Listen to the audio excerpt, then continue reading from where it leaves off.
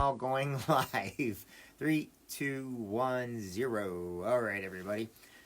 Okay, everybody. My name is Jeffrey Jansen. Hope you're all having a great day today. Okay. So, what is it that we're doing today? This is live motivation, daily reflections. First off, I want to apologize. We were supposed to go live with Vern Davis, Longhorn the comedian. However, due to technical issues, I'll have to try that another time. It goes up there with why I'm going to be interviewing the kids from home about the soapbox derby, stuff like that. So I apologize, but this will be a lot better. Um, Vern is a great guy. I can make sure to go check out his site, Longhorn the comedian. Look up Longhorn on Facebook and on YouTube and stuff. I promise you, you can't go wrong with the guy. He's a Army vet. He does a thing called "Thank You for Your Service," and he does a lot of like I do. When you get a little bit of downtime, a little bit goes a long way. So we always try to help people out. We always try to help each other. There's a lot of military in the world. Now, what our topic today was going to be about was with everything going on, people are going to start going stir crazy. And everybody doesn't always understand that. So what we want to do is kind of give, different viewpoints of what you can do and things to expect, okay? Because as people are inside together, and I know that Hannibal, Missouri, I'm from Quincy, Illinois, but Hannibal, Missouri just did a shelter order. So, and then somebody told me that in St. Louis, Missouri, that they're starting to give out tickets and stuff for people being outside their houses that are not supposed to be. You think about it is you've got to kind of have self-discipline when this is all going on, because if you don't, you're going to get in trouble. And I'm not going to go with politics with it, whether it's right or wrong or any of the other stuff. But I am going to tell you this, use a little humor. Try to go onto YouTube and stuff like that and find some comedy that you like.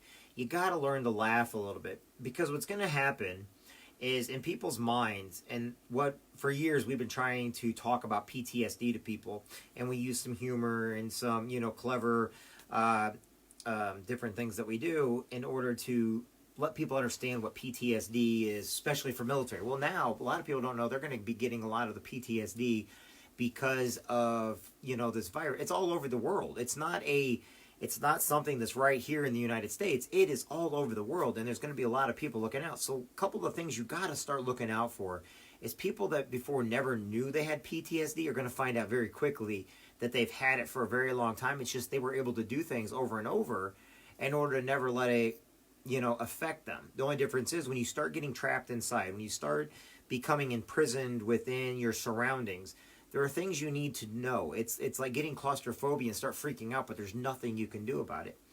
Now, what a lot of people don't know about me is I've been in tanks and tracks and AAVs, and I've been under mountains, and I've done rock climbing, but I actually have a fear of claustrophobia. And I think the thing that really got my fear is when over in Chile. Do you remember when they had the miners that were in? Okay, they got trapped, and they finally were able to dig a small borehole big enough for one person to fit inside, and it took them about 20 minutes to get to the top, one person at a time, but they were trapped underground. That was the first time that when I watched stuff like that, that my claustrophobia really got excited. It really kind of bothered me a little bit, because just thinking about not being able to move for 20 minutes and have to be taken directly up, and there's nothing you can do about it. Because it traps you in your mind. Remember this, whenever you're trapped, you're actually trapped in your mind. You're not trapped in your body, you're trapped in your mind. So what I'm trying to tell everybody is, the more kindness that we put out there in the world, the more it's going to be a lot easier. If we go around, start snapping at everybody, yelling at everybody, trying to turn each other's kids against them and everything else, we're never going to get through this. Or we are, but it's going to be really bad when we do. And we can do more damage than good. Or we can choose to do more good than damage. Because no matter how anybody looks at this, no matter what we do, the coronavirus, and just like having the flu or anything else, stay inside until, the symptoms go away. You don't want to go to somebody that has it because you don't want to catch it yourself. Okay? So, just use good habits. Start getting into muscle memory of washing hands and stuff. Now, that being said, let's get into a little bit of some other things that people can do while they're doing this. One of the things that you can start doing is forgiving each other for every bad thing that goes on in life. There's not a person alive today that I cannot forgive for something they've done or I've done to them. But just because we forgive them It still doesn't mean the weight's lifted off your chest. Remember, you also have to forgive yourself. Now, I don't care if you're religious or not. Somebody asked me today, and I told them that I'm going to make a lot of people mad because, if, what would cause, how can we have peace today across the world? What would mean peace? You know what, to me, you know what peace means? All religions have to go bye-bye.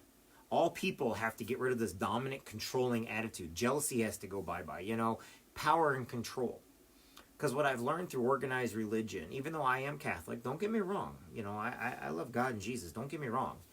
But I've learned that people sometimes use their position of authority for power. So what we got to start doing is forgiving people for that. This is going along with what I'm trying to say. We weren't able to get into the churches, Jews, Gentiles, Muslim, Christians, Catholics, Methodist, Lutheran, Mormon, atheist, whatever. We can't get around anybody right now. But you know what we can do? We can pray for people. We can call people. We can text them. We can write letters to them. And we can do things that are going to make a difference in that person's life. Sometimes it doesn't take too much to have your kids sit down and write a handwritten letter. Okay? I know that's not saying too much, but while I've been down, but even when I was in the Marine Corps, we had a lot of downtime being on board ship where we lived on coffin racks, okay? And I remember that every time I'd think of somebody in my hometown or think of somebody in my past, I would actually do my best to get their address, and I'd write them a handwritten letter. And eventually I started writing letters back and forth to my friends, as many as I could. The ones I didn't write a letter to, I wish I would have, but I didn't want to get in trouble with or anything like that. So I thought if I sent a letter, they may end up getting in trouble because sometimes people get in controlling relationships and stuff, and we just kind of want to stay away from it because there's nothing we can do, or at least that's what it seems like. The whole idea is, I've never treated my friends, I always respected my friends, and I still respect my friends to this day. And yes, I've had falling out with friends over the years, and yes, sometimes my personality can be a little overwhelming for people because they don't always understand where I'm coming from. But as I have achieved different things in my life, I've also learned that sometimes I have to go back and apologize for things that I've done. Because sometimes we don't always see what we're doing or actions that we're causing. And right now with the coronavirus and everything going on right now, we're not seeing that maybe we're getting a little more agitated. Maybe we're getting a little more, we're working from home, but we're locking the doors. Or maybe we're trying to shut ourselves off from the people that love us because we don't know what else to do. Because we don't have an answer for them. So many people, they live off of having an answer for people. And when they don't have an answer for people, what do? They shut down everybody. They just decide, well, if I can't do it for them, I can't do it for nobody. That's wrong. You need to let other people come in because you know what? Eventually they're going to say something that's going to remind you of something that you have to do. Or maybe that's something that can get you up and going. A lot of us that have been in leadership positions for so long, we find ourselves at a loss. We find ourselves because, when you lead, what do? You got to go in first. You got to do what's right, And basically here we are washing our hands. How many times can you tell somebody to wash their hands? But as a leader, we can also tell them, look, stay patient. People are looking at you right now. They're looking at all the people out there. They're looking at how nervous you are. They're looking at how fearful you're being. This is a very bad disease. I get that. This is a very bad virus. Very bad virus. But it's nothing that no one cannot get through without patience. And that's the one thing. Maybe this is a great experiment in exercising patience right now. Patience, sitting down, drawing with your kids, coloring, putting a puzzle together, doing a board game. Okay, with me, with my business stuff, I know for all my team and everything else, I kind of backed off a little bit, but I've got back out my whiteboards and I'm going over different techniques and strategies and stuff so people can, be able to work from home and be able to do a lot more. But everybody's different, okay? I mean, look at what's going on with the Olympics right now. These athletes still have to train. They just have to train on their own now. They have to train by themselves. That doesn't make them any better or any worse. It just means they have to try something different. And that leads me in, that's a segue into my next thing. Living outside your box, living outside your comfort zone. I've been saying this for many, many years. You have to live outside your comfort zone. Okay, the very first time I lived outside my comfort zone was when I basically became a lifeguard. After that, it was like, okay, I can try this. I was doing things that people told me I couldn't do, shouldn't do, or wouldn't do. And believe it or not, I joined the Army. The very first thing I did between my junior and senior year of high school, I joined the Army. And because people are like, oh, you can't get in at 17 years old. Yes, I can. I got in at 17. The thing about it is when I graduated, I went active duty with the Marine Corps. So right back to boot camp I went. So I had to do 2 different boot camps all within, 365 days of each other. That kind of sucked, let me tell you that right now. But I made it to the Marine Corps. Then I stayed in the Marine Corps for a very long period of time. Now in the Marine Corps, when you start getting placed at home and you're doing a lot of different things, we were moving so fast. But because we were around each other, it's kind of like why I tell everybody, keep doing puzzles, keep, writing letters, keep working out in your houses. Because what happened with the Marine Corps is I thought everybody in back home was passing me by. Okay, now I don't know if this is going to help anybody, but it makes a lot of sense, We have Quincy, Payson, Liberty, Mendon, Ursa, Palmyra, Mount Sterling, Macomb, all these different towns around us and everything else. Everybody knows each other. But when I was in the Marine Corps, I thought my world was passing me by because that's where I grew up with. That's what I got used to. Okay? But the fact is, I came back home. The same people were doing the same thing. The same buildings were still being occupied, and nothing changed. It turned out I changed. And while I was in, it's like, okay, here we're in Italy, Spain, Greece, Rome, all these different countries, Kosovo, former Yugoslavia, Panama, all these different countries we went to. And I come back home thinking the world's passing me by, when it turns out I was passing it by. Now, when everybody's at home, they don't understand that you can be doing so much more. By the time you're done with it, you're going to look up and say, wow, coronavirus is over, and you're going to have so much done. Others are going to turn around and they're going to be miserable, and they're going to be like, well, I did the same thing I do every day. I just didn't go outside. How'd that help? How did that help anybody? How did that help yourself? So make sure you get up, get out, get moving, doing nice things, okay? Yes, I'm still making the bread for all you guys asking. I have not gotten to it yet. I still got the strawberries in the fridge. I'm supposed to do that today. My daughter didn't want to help me, though. It's all right. I cried. I cried into my pillow. Anyway, the whole idea is this. We all come from different personalities. We all have different backgrounds. We all have different things, the reason why we may be mad at somebody or hate somebody. But here's just it. You're alive today, right? You're healthy. I think the best thing you can do is really think about it. I've literally learned to forgive every single person upset me. In fact, somebody upset me the other day by downing on what I do and took advantage, and they thought the first thing I was going to do. Like, no, I just forgave them and moved on. It's not worth it. I can't get back my time. That's the reason why I usually just like, okay, and I move on. I can get back money. I can get back possessions. I just can't get back time. And I'm not going to waste my time with people that purposely take advantage of people. And so, like I said, if that's the one thing you got to worry about, then worry about it. And last, I want to say this. If you're going to do something in life, and I'll leave it here, and just give me a few minutes on this one. One of the best things about life is this. If you're going to be a doctor, it's going to take, years to become that best doctor. You're not going to start making money. Doctors that get hired on at a hospital or whatnot, guess what? They don't start making money for several years. If you're going to become a lawyer, okay, so a lawyer gets on, they get on with a good firm, but they have to pay back all their bills. It takes them 3, 4, 5, sometimes even 10 years in order to become an experienced lawyer.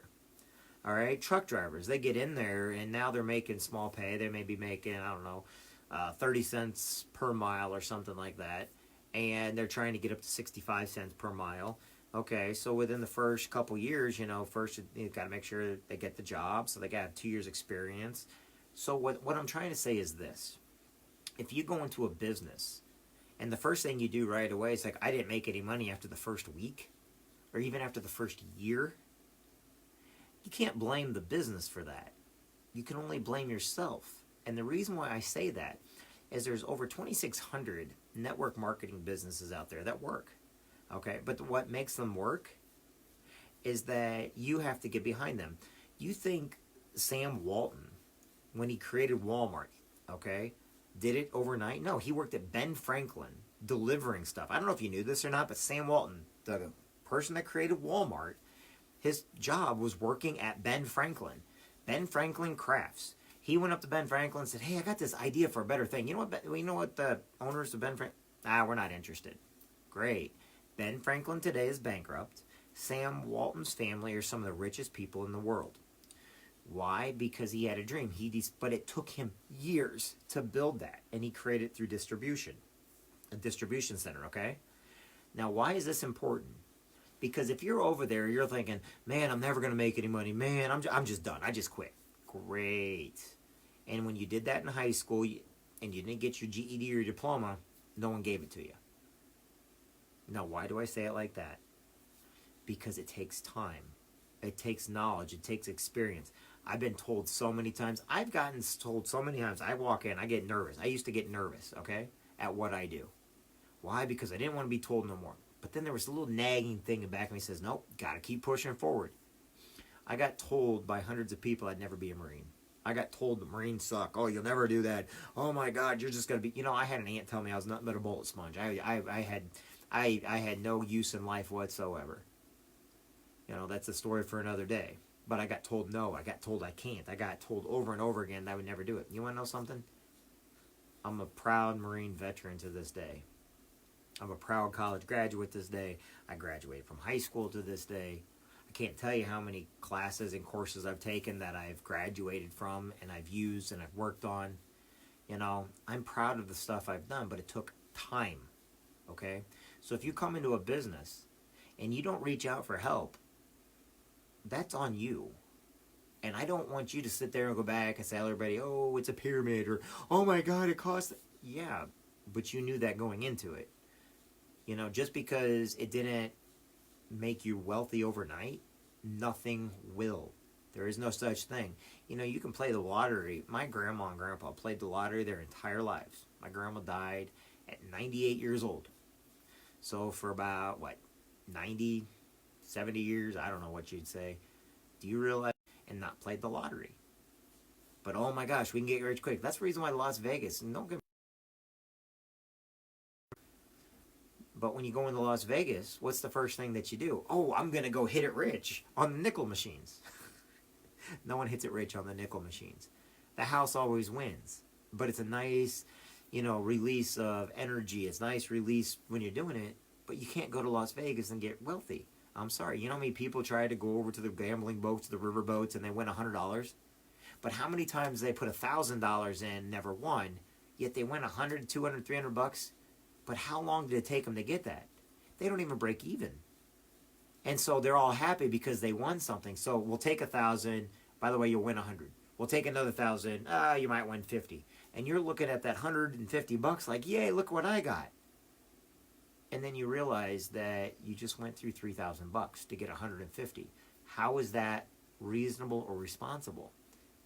Like I said, people have addictions. People, they get this mindset that they're going to win the lottery. That's what business is. If you go into a business, no matter what it is, you have to work on it. You have to start from the ground up. You have to start in the mailroom. There was a movie with Michael J. Fox. He started in the mailroom of his uncle's business, right? Risky business, I think it was. Anyway, needless to say, he started at the bottom. You work your way to the top. You don't pass go. You don't pass, you can't skip ahead. Okay? And the military, they start you down at private unless you're bringing in a buddy, which means you're already doing it. Now you can come out as a PFC. Even with being in the Army, I started out as a private in the Marine Corps. And then I got private. Then I got PFC. Then I got Lance Corporal. Then I got Corporal. Then I got Sergeant. But you want to know something? I got the Sergeant as I was getting out. Didn't really mean too much, but it meant a lot to me because I knew I worked for it. Now, if I wanted to get my staff NCO, if I wanted to, I had to get a B billet. But here's what I'm trying to tell you, is when you get into any business in life whatsoever, you have to understand that it takes time. You have to earn it. You have to work for it. You have to discover what it is. If you just go right there and then somebody comes in and asks you questions, you can make a big company go flop right away. It doesn't matter where you're at in the world. Everybody will tell you you've got to learn from the bottom. And you got to slowly build yourself up and keep working yourself up. Me, I happen to work with marketing a lot, so I do a lot with marketing. And me, I love people, so I love working with people a lot and seeing what their ideas and stuff are, and I always give credit where credit is due. But the thing about it is, you must make sure that when you're doing something, instead of downing on the people that brought you in, or, man, why don't you work it a little bit? Why don't you discover that, okay, so it's sales. So you have to sell. No one's going to do it for you. Okay? No one's going to give you money. Why? Because if they did, it goes back to my old analogy. Grandma gives you $20 for your birthday. Or you get $20 for going outside cutting the grass. Which 20 are you going to spend faster? The 20 you worked for or the 20 that was given? Problem is, the 20 your grandma gave you, you're going to go out and spend it. The 20 that you when you cut grass and everything else, you know what you're going to do with that? You're going to save it. You're going to oh, no one can touch that. I will earn that one. But the 20 that was given to you, oh, no, it's mine. And then you're going to go spend it. But the money that was earned, you're going to put it away. Why? Because it's how our mindset is. It's how we think of things. Okay? Now, in closing this, each and every one of you matter. Each and every one of you are important. Go and find some comedy. Go and loosen up. Do something different, you know? When I get off here, I'm going to write Sister Florence Kuhn, my aunt who's at the Mother House over in Indiana. She's a nun. I'm going to write her another letter and put it in the mail and drop a picture in the mail, okay? You know, my daughter doesn't even know it, but I've written her letters too, and I've written her sister, Gabby, who's not my daughter, but I wrote her letters also. I just put them away, so if anything ever happens to me one day, they will find them. I'm going to sneeze. I'm going to sneeze again. Excuse me. First video ever taken was a sneeze, remember? And it was no sound. You get to learn a little bit when you're a history person. So I just want everybody to know this. You guys can do whatever you want in life as long as you put forth the effort to go after it and work for it hard. Now, you may not get it because you may be missing a piece of the puzzle that you can't get there because you're missing something. You got to figure out what that is. Set your goals just right out of reach. Put things right out of your reach that you can know you get to them, but you have to try a little bit harder. Don't put them so high up there that, it's too far away. I'm just not going to worry about it. It's like me telling everybody, I'm going to walk to Alaska. You know what's going to happen? I'm not going to walk to Alaska. I'm not going to run to Alaska. I may fly to Alaska, but I'm not going to walk to Alaska. It may be a goal, maybe a dream. Oh, I'm going to put that on my bucket list. I'm going to walk. No, I'm not going to walk to Alaska. Just because I said it doesn't mean that's going to happen. Now, if I want to go to Alaska and I find out and I get a flight, okay, go through Canada or whatever you got to do to get up there, then I'll go. But if you set dreams like that, I'm going to be the first person to go to the bottom of the sea. Yeah, I don't know how to swim. Why are you going to get to the bottom of the sea? Oh, no. You going to learn to swim? No. Okay. You going to go on a boat? No. Okay, so you just said it to say it. And that's what people do sometimes with their dreams. They just say it to say it. You've got to find responsibility. You got to find criticism. You got to find the best way of doing it. Okay? Anyway, that being said, keep this in mind. No matter who you are, you matter. You're important. You are key to your own future. You're key to the futures around everybody around you. You can make a difference in everybody's life. I think the world of you. I think you matter. I think you're important. You just have to utilize the skills that you learn and then learn new skills. If you want to move up, only you have that option. Only you can make those choices. You can say one thing or you can do one thing. Be a doer, not a sayer. I don't care who you're friends with. I don't care who you know. I don't care if you know Bill Gates or anybody else. You want to know something? Go cure malaria. What I do care about is what you actually bring to the table. What you are going to do for yourself. What are you going to do? How are you going to do it? Now execute it. Go do it. And let me see you do it. So, as you all know, we've been reading The Dream Giver for Parents. It came after... people were asking me about this, so I'll explain this. The Dream Giver, we read this one the other day, okay? And if you notice now, we're talking about the parents, how the parents felt, okay? I'm giving away a few books such as Untrapped and The 4 Disciplines, so I am giving these away. Make sure if you want them to inbox me. Sometimes if you do it, I might just send them out to you. I'm also buying a few more of these. It's the Go Giver Collection, which I am... sending out if people like to read. The other one that I've been liking to read lately is Treasure of Quotes by Jim Rohn. It's really good, okay? My suggestion would go find, there's a person named Art. Go find something that says Just Do It, okay, by Art. Anyway, Discipline. Discipline has within it the potential for creating future miracles. So in other words, discipline yourself right now. It's a great one to turn to right now. Discipline for what we're going through right now, okay? Discipline. The least lack of discipline starts to erode our self-esteem. So if you don't have a little bit of discipline right now, you're going to start going crazy. All right, I'm not going to read those, but this one I will. I'm just going to read these. Are another quote book. Now, this one was given to me when I was in the Marine Corps, okay? And it was given to me by our good friend Jesse. And I was given it, and like I said, I read stuff out of this to my daughter and stuff like that. Is because when we were overseas, when we were on our deployment and everything else, people were worried about us, and I get that. So I will read someone by Wendell Berry. To go into the dark with a light is to know the light. To know the dark, go dark. Go without sight, and find that the dark, too, blooms and sings, and is traveled by dark feet in dark ways. I didn't say I understood them all.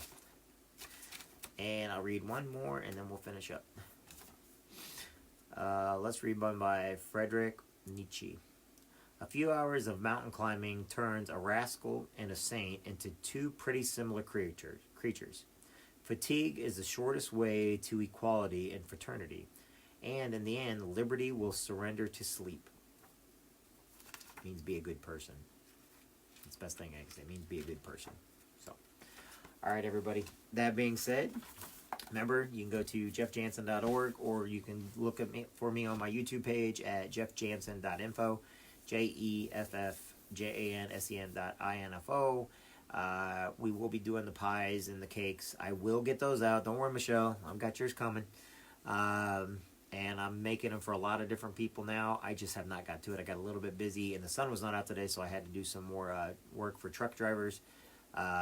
Truckguy.org, if anybody's a truck driver out there. If you guys need to get a hold of me, 217-316-0219. Like I said, I'm not a troll. I don't troll people, which means I will give you my information. I'll let you know who I am. I have no reason to attack anybody. I think every one of you is great. And if I haven't told you before, and you and I, for some reason, were not in good, or you thought I was mad at you, I forgive you. Please forgive me for everything I've ever done. We're all broken people. We all mess up. We all need to be forgiven, and we need to forgive ourselves for allowing us to just have issues with people. So, anyway, I hope you all have a great day. Hope you all are great. I will talk with everybody later, and have a good one, everybody. And I will get that stuff up and going with Vern, the comedian, and then several other people, because I have to get it up and going for the kids. I promise these kids we'll be doing some interviews with them on how they like the soapbox derby cars, and also the people in Fishing for Freedom. So even if we can't have that stuff this year, I still want to talk to the kids about it, so we get them on tape, so that you know that how much these kids love these events and these activities. I have not been out getting sponsorships right now, because with all the stores and everything closed right now, I feel I have to step back just to let this coronavirus take place, because I do everything face to face. So if I haven't gotten to you yet, it's because I actually stopped going out getting sponsorships until the coronavirus passes, because these kids mean the world to me, but a lot of them have weakened immune systems and everything else, so we're taking it one day at a time. So anyway, in case you're all wondering about that, if not, I will see you all tomorrow, and we will be doing more book reading, and we will be live with the strawberry pies and baking. So I'll put that up there. Yes, we are going to do it, just haven't done it yet. I got to get the strawberries out of the fridge. So anyway, and I will have Gracie tomorrow. So hope you all have a great evening, and I look forward to talking to everybody soon. Have a good one, guys. Talk to you later. Bye-bye.